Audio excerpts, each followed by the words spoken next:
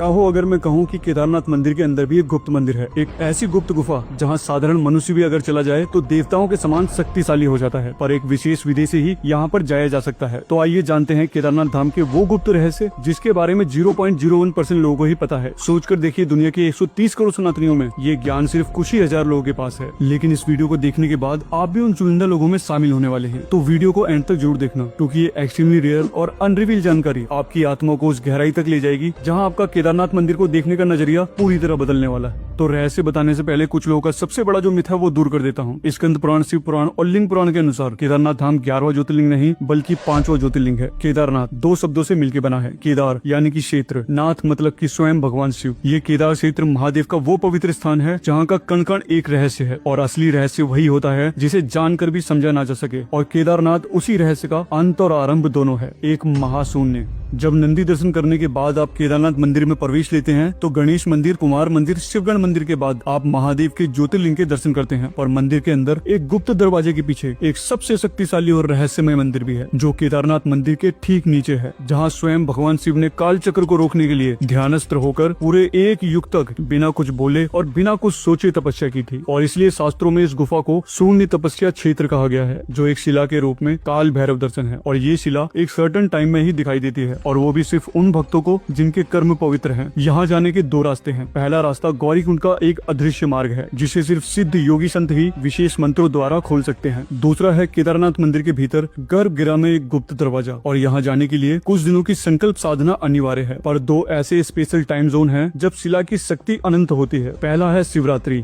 जब देवता यहाँ स्वरूप भैरव के दर्शन करके शक्ति और ऊर्जा ग्रहण करते हैं। दूसरा है शरद पूर्णिमा, इस समय पूरे मंदिर का ऑरा बहुत पावरफुल होता है, और इस दिन आपको उस रहस्यमय गुफा में जाने की भी जरूरत नहीं। सिर्फ आपको 5 मिनट केदारेश्वर ज्योतिर्लिंग के सामने ओम नमः शिवाय का जाप करना है या ध्यान करना है, जिसके बाद आपके 7 चक्र एक्टिवेट हो जाते हैं। जी हाँ, ये कोई मजाक नहीं, ये सत्य है, क्योंकि शरद पूर्णिमा के दिन केदारनाथ मंदिर स्पिरिचुअली बहुत ज्यादा चार्ज होता है, जो आपको एक ही दिन में 1000 बार केदारनाथ मंदिर के दर्शन करने का फल दे देता है। ये सभी जानकारी स्कंद पुराण और ज्योतिष शास्त्रों से ली गई है। आने वाली वीडियो में मैं आपको बताऊंगा 10 ऐसे अनरिवील रहस्य जिसे जानने के बाद आप हर साल केदारनाथ आए बिना रह नहीं पाएंगे। और वो कौन सा तरीका है दर्शन करने का जिससे आपकी लाइफ का हर एक नेगेटिव पॉइंट आपसे दूर भाग जाएगा, और उसके बाद कोई भी बैड लक आपके पास आने से भी कतराएगा। अगर आप शिव साधक हैं या शिव के सेवक हैं तो आपसे मेरी एक ही रिक्वेस्ट है, इस वीडियो को प्रसाद रूप में दुनिया के हर एक शिव भक्त तक पहुंचा दो। साथ ही कमेंट बॉक्स में हर हर महादेव का एक दीपक भी जला देना, और नीचे